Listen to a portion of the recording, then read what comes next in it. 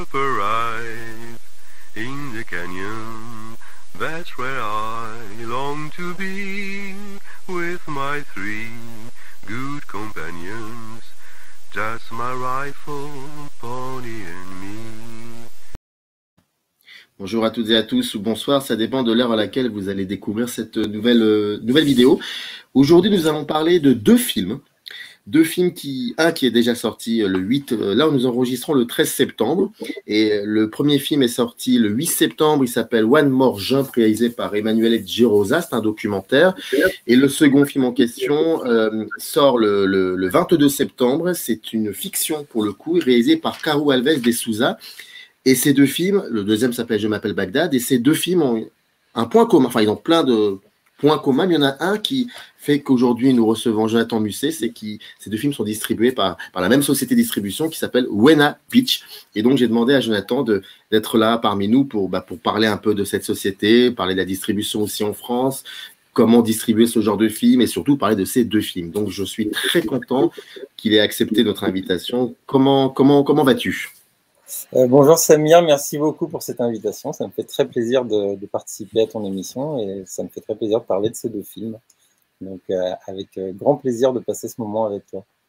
Bon, alors, il était évident que avant que nous parlions de ces deux films, je suis extrêmement curieux. On a tendance à ne pas trop parler de l'économie du cinéma dans sa globalité, et c'est dommage parce que c'est un aspect qui est juste fondamental, parce que sinon, malheureusement, il n'y aurait pas de film, il n'y aurait pas de cinéma. C'est encore cela, même quand on fait des films avec très peu de matériel, un tout petit budget, il y a quand même quelque chose de l'ordre de l'économie.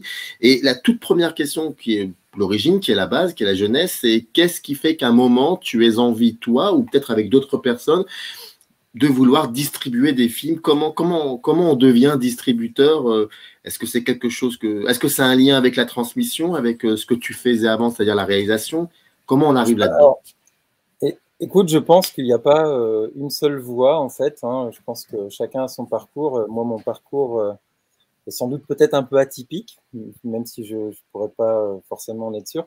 En fait, donc, je fais partie de cette génération de cinéastes qui ont voulu faire des films en mode do-it-yourself avec l'apparition des caméras DSLR, on va dire au début des années 2008-2009.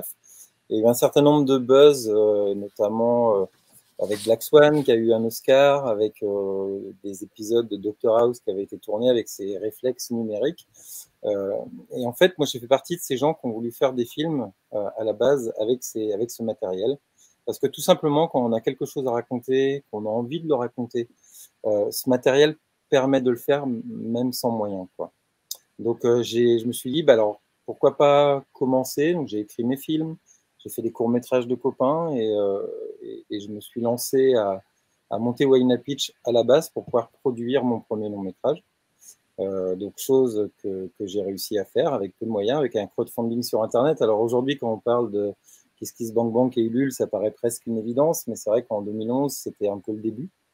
Donc voilà, j'ai réussi à financer mon film. En tout, il y avait eu 45 000 euros. Et du coup, j'ai réussi à le tourner. Et une fois que le film a été fini, je pensais assez naïvement en fait aller au marché du film de Cannes la première fois.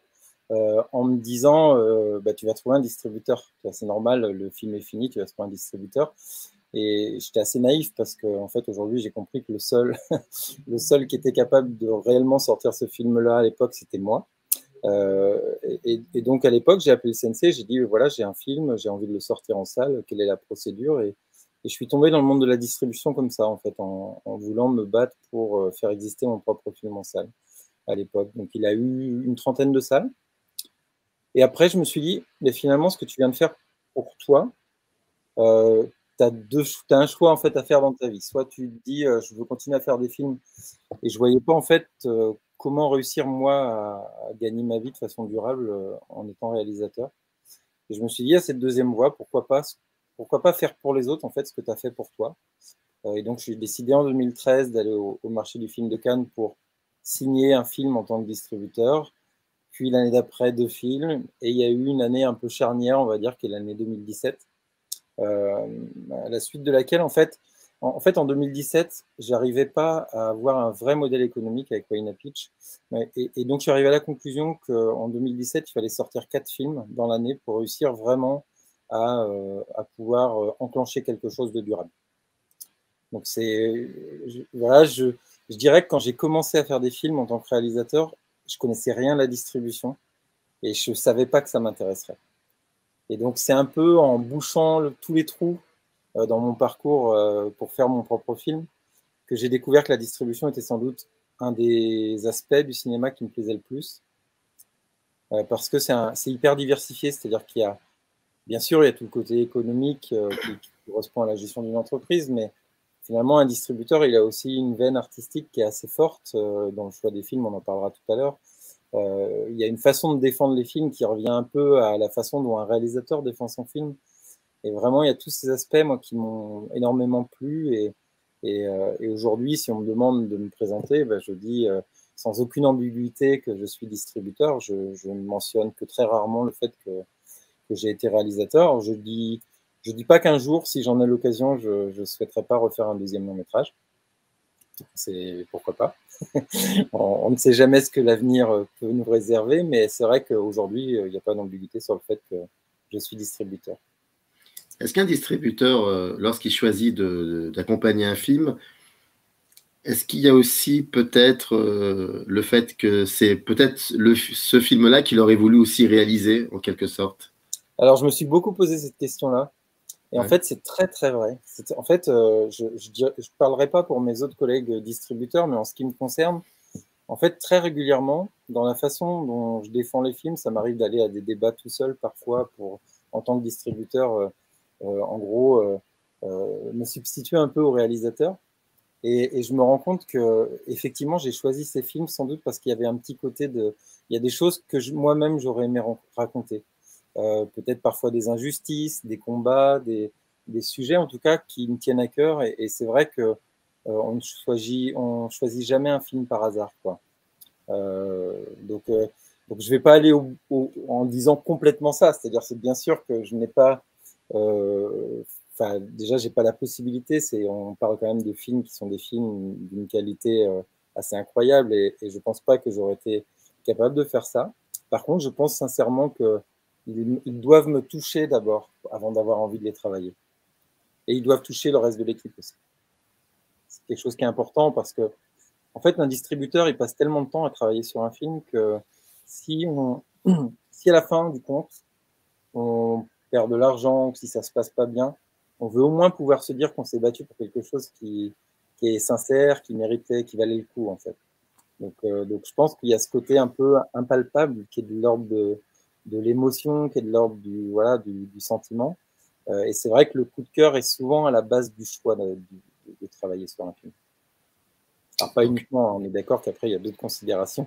Oui. Mais c'est vrai que c'est souvent la base c'est un pilier fort, en tout cas. Tu sais, il y a certaines choses que je peux ne pas développer avec toi parce que je pense qu'on connaît très bien ce milieu. Donc, mais par exemple, un programmateur de festival, qu'on le veuille ou non, il y a un élan subjectif. C'est comme une critique de cinéma, en fait. Il est en train de proposer certains films pas forcément qu'il apprécie ou pas, mais des films qui répondent à une idée qu'il a du cinéma. Est-ce que être distributeur te concernant, c'est aussi avoir donc un catalogue de films et donc avoir une espèce de ligne éditoriale comme ça d'un cinéma que tu défendrais? Ouais, alors je pense que c'est aussi une des raisons pour laquelle j'ai commencé à faire de la distribution. C'est-à-dire, quand je suis arrivé avec mon film à Cannes la première année pour le défendre, j'ai rencontré énormément de jeunes auteurs, de jeunes réalisateurs, jeunes producteurs. Déjà, moi, à l'époque, je me présentais comme réalisateur et je n'osais pas dire réalisateur-producteur parce qu'en France, on ne multiplie pas trop les casquettes. Je me suis rendu compte qu'à l'international, les gens n'hésitent pas à se présenter avec plusieurs casquettes.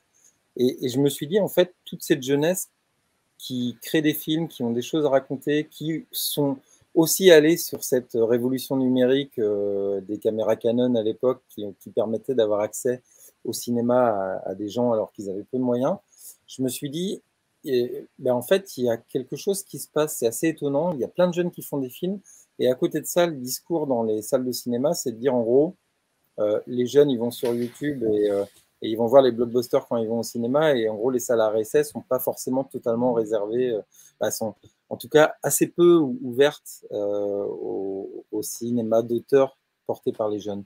Et alors, je ne veux pas faire de généralité, parce que bien sûr qu'on peut voir des films pour les jeunes dans les salles à réessai, mais c'est vrai qu'il y a un discours que je trouvais assez incompatible, et je me suis dit, il y a un créneau à prendre, en fait. C'est clairement une volonté de travailler des films qui plaisent au plus grand nombre, mais qui, avant tout, plaisent aux jeunes. C'est pour ça que sur les affiches des films Wayna Pitch, tu vas souvent retrouver des jeunes sur les visuels. Ça va souvent être des thématiques aussi plutôt jeunes. Mais pas uniquement, je dirais que le caractère le plus important, et il faut que la façon de raconter l'histoire soit assez unique. On dit souvent que tous les sujets ont été traités au cinéma et qu'en fait c'est de plus en plus dur d'être original. C'est vrai, parce que forcément, comme il y a plein de films qui sont faits, et de plus en plus, forcément c'est de plus en plus difficile d'être original. Et donc on est sans cesse en recherche de cette petite pépite que les autres n'auraient pas détectée, en fait. Et souvent c'est des sujets qui ont déjà été traités, mais pas de cette façon-là. C'est une façon nouvelle de faire un film. Voilà, donc on est en recherche de ça, on est en recherche de ce côté unique.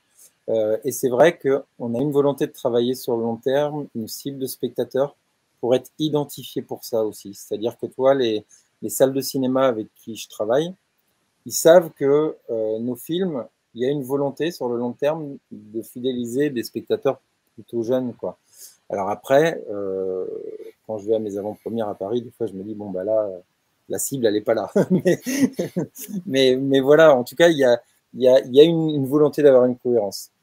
Et ce qui, aussi depuis, je dirais, 2 ans, il y a une volonté de porter des films avec des sujets qui sont des sujets assez forts, qui souvent sont propices à des débats. Donc, tu vois, on va parler de Je m'appelle Bagdad, on va parler de One More Jump, mais tous les films là qui sont dans le catalogue de Wayna Pitch, c'est des films pour lesquels ça parle d'égalité homme-femme, égalité sociale. Ça parle typiquement, avec Gaza, ça parle de contextes qui sont peut-être politiquement un peu plus compliqués. Des films comme Médusa qu'on va sortir l'année prochaine, c'est des films en fait qui parlent, qui remettent en cause. Médusa, ça remet en cause les dérives de la religion au Brésil, par exemple. Et à chaque fois, tu vois, c'est des films qu'on peut accompagner avec des débats, on peut créer des choses autour de la simple diffusion du film. C'est vrai qu'il y a une volonté aussi de continuer à faire vivre ces films-là, et surtout dans cette période de post-Covid, entre guillemets, parce qu'on n'en est pas complètement sorti. Je trouve qu'il faut essayer d'accompagner les films au maximum pour nous, petits distributeurs, pour réussir à les faire vivre. C'est quoi un petit distributeur? J'allais pas te poser cette question, mais le fait que tu l'aies dit, j'ouvre une petite parenthèse. Ça veut dire quoi, petit distributeur? Alors, je ne sais pas si c'est très heureux, en fait, le mot petit. Nous, on fait partie du SDI, Syndicat des distributeurs indépendants. Donc, il y a une quarantaine de sociétés qui font partie du SDI. Donc, il y a Wayna Pitch, mais ça peut aller pour les plus gros, comme Jour de Fête, Condor. Et en fait, on se retrouve il y a quelque chose qui nous unit, c'est de se battre pour la diversité, en fait. Le fait de pouvoir faire vivre dans les salles de cinéma, que la salle de cinéma est déjà le lieu central du cinéma, donc ça c'est incontestable, et que dans ce lieu-là, de se battre pour qu'on n'ait pas demain que des blockbusters, en fait. Et ça paraît assez évident dans notre contexte français de gens qui connaissent le cinéma, mais par contre c'est vrai que c'est quelque chose qui, dans les autres pays, c'est différent, et on se dit peut-être avec ce qui est en train de se passer actuellement, il y a un vrai risque de perdre cette diversité d'offres de films. Et toute cette richesse culturelle, toute cette richesse de films, et notamment les films qu'on porte, qui suscitent des débats. Leur gros problème, ces films-là, c'est qu'ils n'ont pas de personnes connues dedans. Donc, on ne va pas mettre une tête d'affiche qui fait que les spectateurs vont aller les voir. Et les spectateurs vont voir ces films pour autre chose, pas pour voir quelqu'un de connu. Et en fait, c'est vrai qu'aujourd'hui, il y a quand même des inquiétudes sur cette diversité.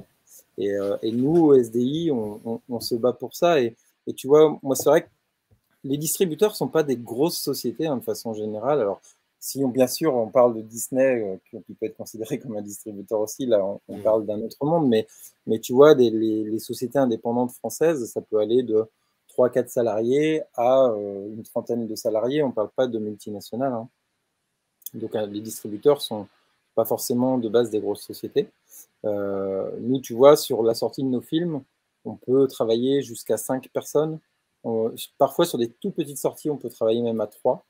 Donc, pour moi, travailler à 3 sur une sortie ou à 5 même sur une sortie, c'est être un petit distributeur.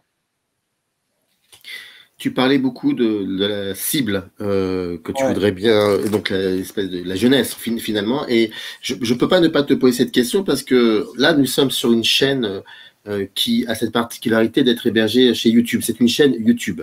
Et donc, dans cette communauté comme ça du YouTube cinéma maintenant que je fréquente, que je côtoie, il est vrai que beaucoup de confrères et consoeurs ont entre peut-être 20 et 40 ans. Il y a quelques exceptions comme moi, c'est au-dessus de 40. Mais là où je veux en venir, c'est que la plupart il n'y a pas beaucoup de cinémas qui sont représentés, qui sont questionnés. Il y en a un ou deux comme ça, pour aller vite. Il y a le cinéma de super-héros, et puis il y a un cinéma américain très fort, très blockbusterien, de temps en temps des bouts de bribes du cinéma français, mais c'est des films à gros budget. Bref, je ne serais pas surpris si je ne verrais pas, par exemple, 10-15 youtubeurs parler de Je m'appelle Bagdad. Alors que peut-être ça pourrait être intéressant qu'ils en parlent parce que on va en parler là. On va arrêter dans 5 minutes, on va parler des deux films, mais ne serait-ce que dans la mise en scène utilisée, dans les thématiques que tu as évoquées, mais aussi dans le travail sur le corps. Ça, c'est quelque chose qu'il faudra qu'on va en parler de ça après. Et est-ce que toi, ce média critique, est-ce que tu as essayé un petit peu de t'en approcher pour proposer ces films-là parce que c'est une catégorie aussi de jeunes? Est-ce que c'est quelque chose qui te parle ou bref, comment essayer de transmettre alors, déjà, moi, tu vois, dans ce métier, il y a un côté que j'aime énormément, c'est la relation justement presse. J'englobe tout ce qui est la presse sur Internet, sur YouTube. Pour moi, quand tu fais cette émission, quelque part, c'est de la presse, en fait. C'est une forme différente des journaux, mais j'ai toujours été très attiré par ça, donc j'aime vraiment m'y impliquer fortement sur tous les films. Et typiquement, sur Je m'appelle Bagdad et One More Jump, c'est deux films pour lesquels c'est hyper important pour nous d'aller chercher des communautés. Toi, dans Je m'appelle Bagdad, on a été chercher les communautés de skateurs, et donc tu as des youtubeurs, tu as des influenceurs qui existent dans ces communautés-là, qu'on a approchés et qui ont parlé un peu du film dans leurs émissions, qui vont le faire davantage quand le film va sortir, mais il y a une réelle volonté de pouvoir faire connaître les films aussi de cette façon-là. Sur One More Jump, on a travaillé beaucoup alors avec les associations qui sont liées avec la condition palestinienne, mais aussi avec toutes les associations de parcours. Il y a énormément de vidéos sur Internet de gens qui font du parcours. Le parcours, c'est un sport hyper acrobatique. Et disons que c'est très joli à voir en vidéo. Et du coup, on a essayé d'impliquer dans la promo du film des assos de parcours pour pouvoir parler du film autrement que dans les médias traditionnels. Donc, je ne sais pas si j'ai répondu à ta question, mais en tout cas, il y a une réelle volonté pour toucher un public, notamment un public plus jeune. C'est évident que c'est intéressant de travailler les films comme ça. Moi, je vais même, pour aller plus loin, pour rester sur ce côté distributeur un tout petit peu, moi, on a une vision à long terme qui est qu'aujourd'hui, on travaille pas bien les réseaux sociaux. C'est-à-dire que je considère qu'on fait tous, nous, distributeurs, de la publicité sur les réseaux sociaux à outrance, et notamment pour séduire les jeunes. Les jeunes, ils fuient la pub. Ils ont quitté Facebook pour aller sur Instagram. Ils sont en train de quitter Instagram pour aller sur les... En fait, ce que je veux dire, c'est que la pub, on n'aime pas ça sur les réseaux sociaux. On la fuit. Et nous, quand on fait notre marketing de film, on fait de la pub. Et moi, je suis persuadé que demain, une façon de promouvoir les films, c'est d'être beaucoup plus malin que ça et de faire en sorte qu'au moment des tournages des films, il y a un contenu additionnel qui soit produit réellement par le producteur avec des auteurs qui auront écrit des extensions bien pensées, bien réfléchies, et qui seront un contenu qui seront utilisés au moment de l'exploitation du film en salle. Et moi, je suis persuadé que l'étape de distribution en tant que telle qu'on connaît aujourd'hui, elle va être de plus en plus liée à la production pour justement permettre de produire des contenus qui seront disponibles sur Internet en même temps que les films sortent, mais qui seront des contenus qui ne seront pas de l'ordre du marketing et qui seront en tout cas une espèce de marketing, mais volontairement déguisé en étant intéressants parce qu'ils sont écrits par des auteurs et pas par des gens spécialistes de marketing. Et moi, je suis persuadé que l'avenir des films au cinéma, il est là. Et ça viendra sans doute dans quelques années. Mais je suis persuadé qu'il va y avoir une prise de conscience du côté des producteurs qu'ils ont aussi, eux, un rôle à jouer très important au moment de la production de leurs films pour produire un contenu qui est écrit par leurs auteurs. Et c'est ce contenu-là qui contribuera à faire connaître le film tout autant que promouvoir une bande-annonce sur les réseaux sociaux, promouvoir un visuel, promouvoir une affiche. Parce que ça, c'est des moyens de faire qu'on utilise tous aujourd'hui, mais qui, au final, lassent les gens. Donc nous, on porte ce genre de vision pour répondre totalement à ta question sur notre façon de voir par rapport aux réseaux sociaux, notre façon de travailler. Je suis persuadé qu'il y a encore énormément à faire. Mais quand tu parles d'un contenu supplémentaire qui serait créé, construit, pensé par l'auteur, ce serait quel genre de contenu? Alors, en fait, il y a énormément… Nous, on reçoit des projets aujourd'hui qui sont des auteurs en fait, qui disent « Moi, je n'ai pas seulement un long métrage en tête. Ce que je veux, c'est un projet qui contient un long métrage et qui contient des séries, par exemple, à côté. » Ou un exemple très simple, c'est quel long métrage aujourd'hui sorti a fait vivre ses pages Instagram et ses pages Facebook. Alors, je ne suis pas en train de parler de la page Instagram et de la page Facebook du film ou du distributeur. Je suis en train de parler des personnages des films. Imagine, tu as un personnage qui est dans le film, eh bien, son compte Instagram, il vit tous les jours au moment de la sortie du film en direct. Les gens, ils ont envie d'aller voir ce qui est posté, parce que c'est des vidéos qui ont été tournées en même temps que le tournage. Tu vois. Et ça, des histoires comme ça, aujourd'hui, il y en a énormément qui arrivent, qui ont du mal à être produits. Et moi, en tant que distributeur, ma vision, c'est que les choses vont un peu bouger dans les années qui viennent, parce qu'on se rend compte que nous, on arrive aux limites du système d'utilisation des réseaux sociaux, parce qu'on ne fait sur les réseaux sociaux que de la pub. Et quand les jeunes vont sur Twitch, par exemple, ben, ils vont sur Twitch et ils aiment ce genre de médias. C'est des médias qui ne sont pas trop touchés par la pub. Et aujourd'hui, ou même TikTok d'ailleurs, TikTok a été encore assez épargné par la pub. Et moi, je suis persuadé qu'il y a des choses beaucoup plus malines à faire et que c'est en train d'arriver. Et nous, c'est des visions qu'on essaye de porter en tout cas. Alors bien sûr, après, des films comme One More Jump, on les travaille de façon assez traditionnelle parce que c'est des films qu'on signe. Le film est fini au moment où on fait l'acquisition du film. Donc c'est trop tard pour jouer un rôle, on va dire, au moment de la production. Par contre, je trouve que c'est important que nous, entre guillemets, petits distributeurs, on essaye d'imaginer une façon nouvelle pour fabriquer les films. En tout cas, moi, j'estime que ça fait partie de mes responsabilités de distributeur.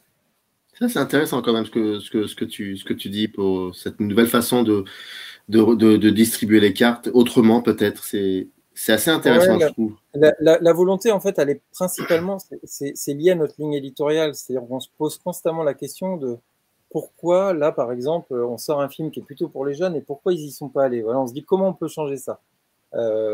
Comment on peut, dans le futur, faire en sorte que les jeunes vont être beaucoup plus impliqués, beaucoup plus touchés par nos films. Et nous, c'est le genre d'idée qu'on a eu. On s'est dit, ben oui, en fait, aujourd'hui, quand on fait tous, nous, distributeurs, beaucoup trop de publicité sur Internet et sur les réseaux sociaux, il faudrait, en fait, qu'une partie de cet argent, elle soit mise dans des auteurs. En fait, c'est même presque du bon sens. Et puis, ça serait super parce que ça permettrait aux auteurs, sans doute, de mieux gagner leur vie. Mais on pourrait, sur certains projets, prendre un peu d'argent qu'on met sur la promo et la donner aux auteurs pour qu'ils écrivent un contenu supplémentaire. Et aussi parce que finalement, le moment où ça coûte le moins cher de faire un contenu additionnel, c'est au moment du tournage. C'est-à-dire que tout est en place. Et c'est à ce moment-là qu'on peut dire à tout le monde, écoutez, là, en fait, plutôt que de mettre des dizaines, des centaines de milliers d'euros au moment de la promotion, on va mettre 30, 40 000 euros de plus sur des films indépendants. Ça représente quand même, ça peut représenter 1-2 jours de tournage. Et c'est peut-être ces 2 jours de tournage qui vont permettre de créer un contenu qui vont faire le buzz au moment de la sortie du film. Mais toi, qu'est-ce qui t'empêche de ne pas le faire? Alors, on essaye de le faire. C'est juste que, tu vois, forcément, c'est une démarche qu'on on essaye voilà, sur les projets, on est distributeur, mais on est aussi en amont sur certains projets pour lesquels on est presque, parfois même presque producteur. Mais tu vois, donc rien ne nous empêche de le faire et on essaye de le faire. Mais moi, c'est quelque chose dont je parle régulièrement parce que je crois que dans cette situation aujourd'hui où après le Covid, on a besoin d'essayer d'imaginer des nouvelles façons de travailler et de fabriquer des films, je crois que c'est bien d'essayer de partager ce genre d'idées. Ouais. Bah, les films, il y en a deux. Il y en a un qui est déjà sorti, c'est One More Jump. Donc on voit l'affiche extraordinairement belle derrière toi. D'ailleurs, je tiens à le dire en direct, enfin, ça sera enregistré. S'il y en a une de trop, moi je suis partant pour la voir parce qu'elle est vraiment bien cette affiche. Donc le film est sorti le film est sorti le 8 septembre dernier. Et il y en a un second qui va arriver là, on est le 13, donc dans à peu près 9 jours après, c'est le 22 septembre, et c'est Je m'appelle Bagdad. Et alors, 2-3 questions pour. Bien évidemment, je te poserai pas des questions sur l'intériorité des films et tout, parce que tu n'es pas l'auteur, mais quand même, ça m'intéresserait de savoir déjà, d'abord, avant tout, qu'est-ce qui a fait que ces deux films-là, tu es accroché, que tu avais envie de les accompagner, de les distribuer, de travailler avec ces auteurs? Alors, tout d'abord, ça rejoint un peu ce que je t'ai dit avant, c'est-à-dire il y a une volonté, une ligne éditoriale, et du coup, on est constamment en recherche de films qui correspondent à cette ligne éditoriale. Donc, il n'y a pas de hasard pour le fait qu'on reçoive ces films.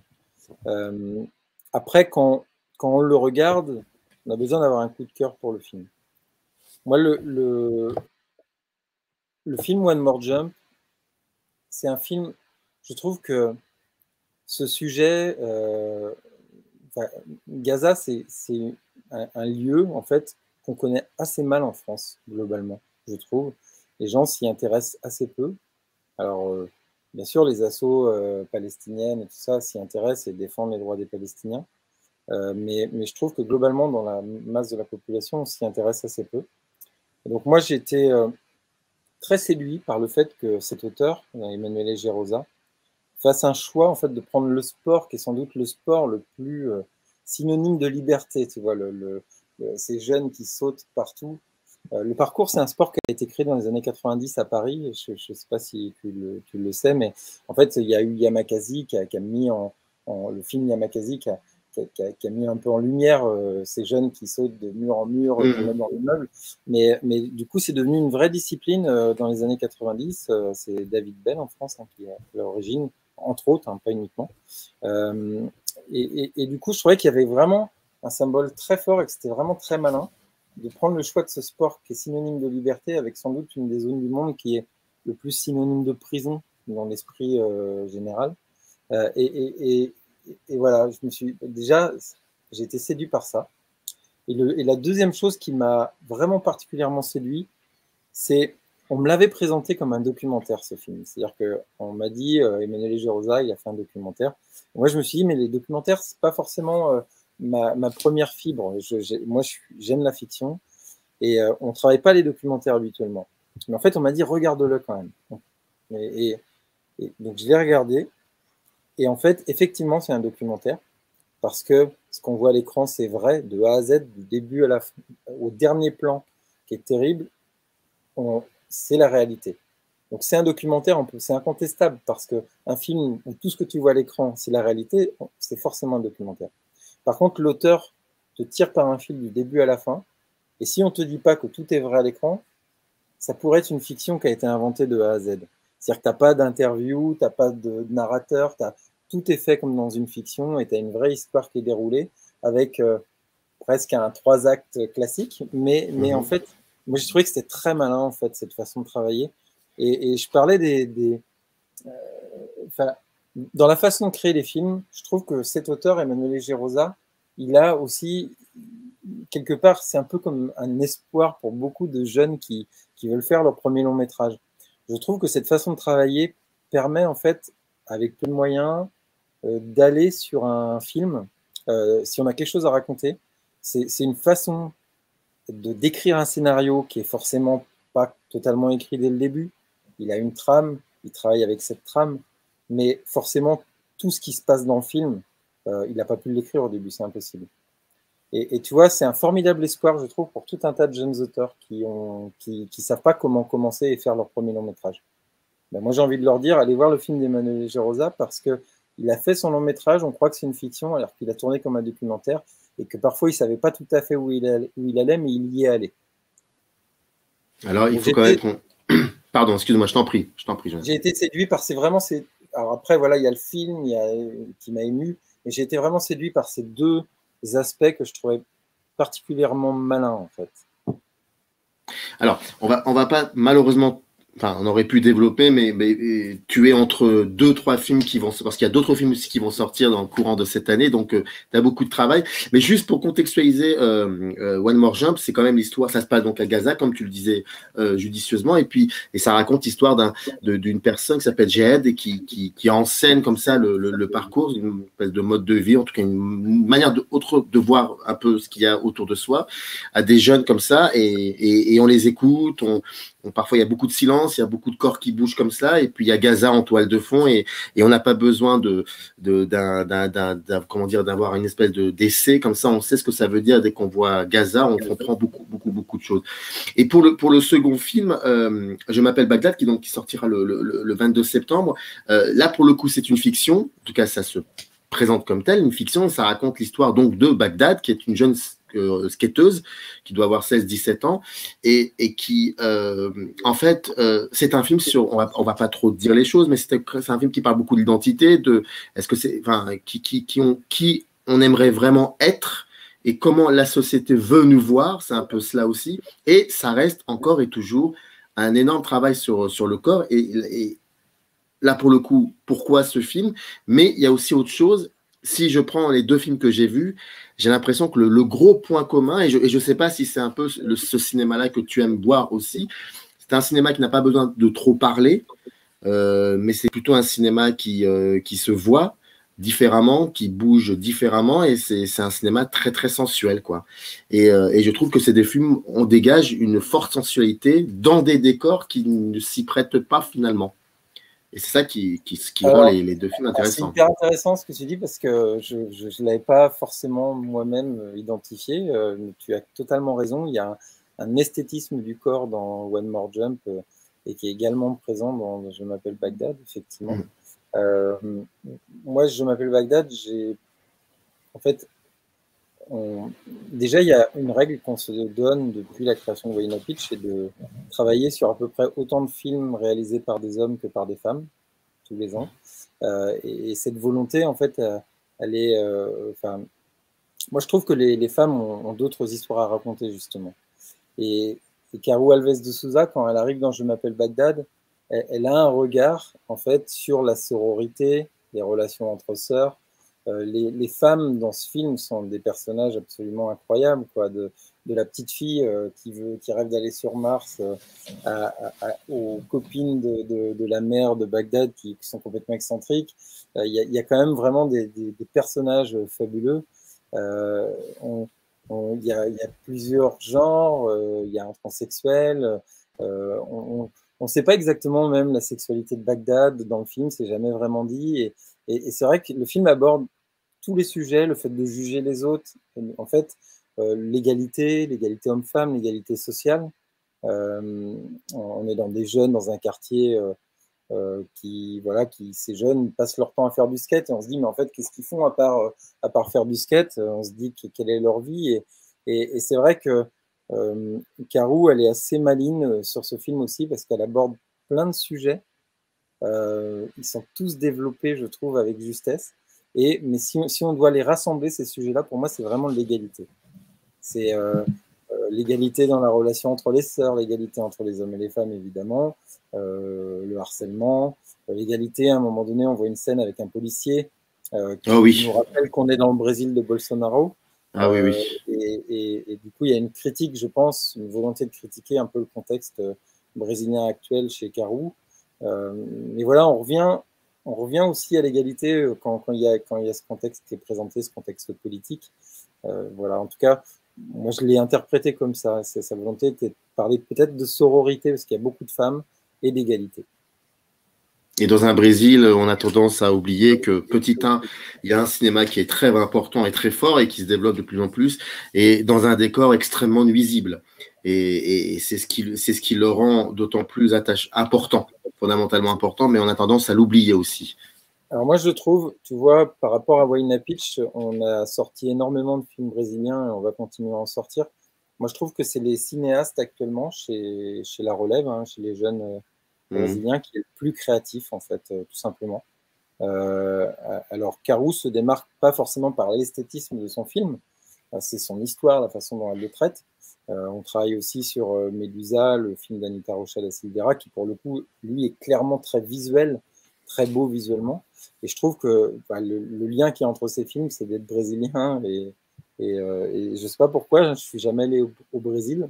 Je ne suis pas du tout d'origine brésilienne, mais j'ai une attirance par ces cinéastes. Voilà. Ce qui est intéressant avec... J'aurais dû poser cette question au tout début. Pourquoi Huayna Pitch? Pitch, j'imagine bien, mais Huayna. Alors effectivement, ça ouais, j'aurais dû. C'est-à-dire, en fait, alors je vais pas m'étendre parce que ça pourrait être très très long, mais Huayna Pitch, déjà, ça veut dire Huayna Pitch, je veux raconter des histoires. Et comme je disais tout à l'heure, dès la création, j'avais envie de pas dire je veux faire des films. Ce que je veux, c'est raconter des histoires. Et pour moi, un film n'est qu'une composante de l'histoire. Et l'histoire peut vivre de façon plus large que dans un film. Et donc, il y avait cette volonté de dire Huayna Pitch, je veux raconter des histoires. Et Huayna, en fait, il y a un lien avec, c'est un nom quechua. Donc, le quechua, c'est la langue des Incas au Pérou, qui est encore très présente au Pérou aujourd'hui. Et le mot Huayna veut dire la jeune montagne à côté des grandes. Et en fait, moi, je trouvais que l'image de la jeune montagne, la jeune structure de distribution qui se crée à côté des grandes était intéressante. Et j'ai choisi ce nom-là un jour quand j'ai voyagé au Machu Picchu au Pérou. Alors, tout le monde connaît sans doute la carte postale typique du Machu Picchu avec ces deux montagnes. En fait, la montagne qu'on voit, qui est la plus évidente sur cette carte postale, elle s'appelle le Huayna Picchu. Et c'est cette montagne qui est la jeune montagne au milieu de toutes les grandes. Donc voilà, il y avait tout ça, et après il y a plein d'autres symboles que je vais t'épargner. Tu seras donc obligé de revenir pour parler peut-être d'autres films ou peut-être aussi de me parler de cette idée nouvelle que tu voudrais installer par rapport à la distribution. Pourquoi pas? Mais en tout cas, ce qui est assez incroyable, parce que je sais qu'il y a d'autres films qui vont arriver. Et d'ailleurs, je tiens à saluer Gilles pour m'avoir aidé à concevoir cette émission. Je le salue. Et aussi parce que voilà. Et voilà, et j'ai l'impression que c'est et après c'est la dernière question et je te laisse tranquille, mais il y a une particularité comme ça de dire aussi que le cinéma qu'on peut trouver du cinéma ailleurs que dans les endroits de niche, on va dire ça comme ça, qu'il y a du cinéma un peu ailleurs, qu'il y a de l'imagination partout. Voilà, il faut aussi savoir vouloir l'accepter, cette imagination. Ah, puis moi je trouve que c'est super important aujourd'hui que les gens défendent ce cinéma. Alors, je ne dis pas qu'il va disparaître, pas du tout, mais en fait, il y a tellement de beaux films qui sont faits partout dans le monde. Et j'ai discuté avec quelqu'un du CNC très récemment qui m'a dit, en fait, j'ai trouvé ça super, il m'a dit que la qualité des films qui avaient été présentés dans l'année là, au CNC sont des films d'extrême qualité. J'ai discuté avec les programmateurs de salles qui sont aujourd'hui, ils me disent, on est en train de donner de la confiture à des cochons. C'est-à-dire qu'il n'y a jamais eu une telle qualité, et ça, je trouve qu'il faut en avoir conscience, il n'y a jamais eu une si belle qualité de film actuellement disponible. Il y a un niveau,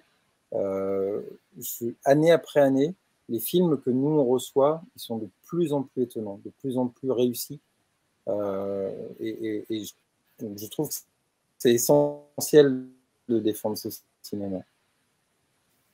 En tout cas, ça sera le mot de... Excuse-moi, je t'ai perdu, Samir, je crois. Ah, tu m'as perdu. En tout cas, c'était le... Je ne sais pas si tu m'entends. Ouais, mais... je suis des... ouais. Bon, en tout cas, c'est le mot de la fin. Je te remercie. Non, mais Samir, je voulais te remercier de l'émission.